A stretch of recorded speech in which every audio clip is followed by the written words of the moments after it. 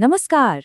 तो आज हम बात करने वाले हैं ऑनलाइन दुनिया के एक सबसे बड़े और धोखेबाज खतरे की, जिसका नाम है ट्रोजन हॉर्स। ये एक ऐसा डिजिटल हमला है जो भरोसे की आड़ में हमारे सिस्टम में घुस जाता है। तो चलिए इस धोखे की पूरी बनावट को समझते हैं परत परत। अच्छा, इसका नाम ट्रोजन हॉर्स क्यों है? इसके पीछे ना एक बहुत पुरानी कहानी है। ये नाम ग्रीस की उस मशहूर कहानी से आया है जहां सैनिकों ने दुश्मन के शहर ट्रॉय में घुसने के लिए खुद को एक बहुत बड़े लकड़ी के घोड़े के अंदर छिपा लिया था। ये धोखा लेने का एक परफेक्ट सिंबल है और यही तरीका आज की डिजिटल दुनिया में इस्तेमाल हो रहा है।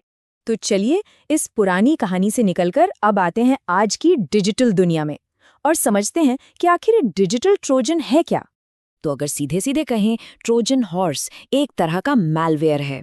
मैलवेयर मतलब एक ऐसा सॉफ्टवेयर जिसे बनाया ही सिस्टम को नुकसान पहुंचाने के लिए गया है।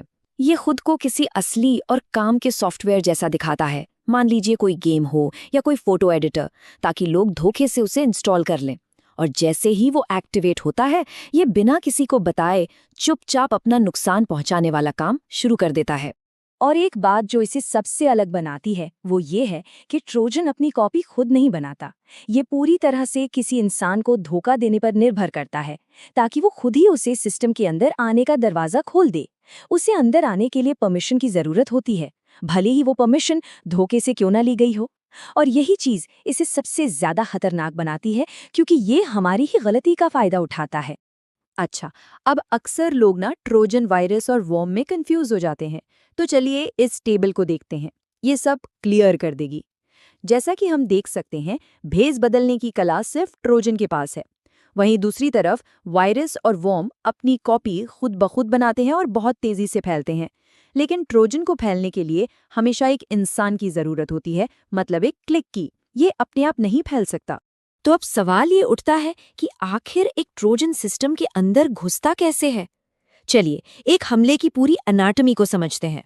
ये पूरा खेल 6 स्टेप्स में होता है। सबसे पहला स्टेप है क्रिएशन, मतलब अटैकर किसी काम के प्रोग्राम के अंदर अपना खतरनाक कोड छिपा देता है। फिर आता है स्टेप 2, डिस्ट्रीब्यूशन। अब इसे ईमेल, नकली वेबसाइट्स या पायरेटेड सॉफ्टवेयर के जरिए लोगों तक पहुंचाया जाता है। इसके बाद आता है सबसे जरूरी स्टेप, एग्जीक्यूशन।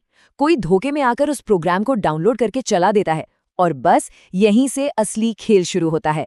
चौथा स्टेप, इंस्टॉलेशन। ट्रोजन चुपके से खुद को सिस्टम में इंस्टॉल कर लेता है। पांचवां स्टेप है एक्शन। अब वो अपना असली काम शुरू करता है, डेटा चोरी करना, जासूसी करना या कुछ और आखिरी स्टेप, कंट्रोल।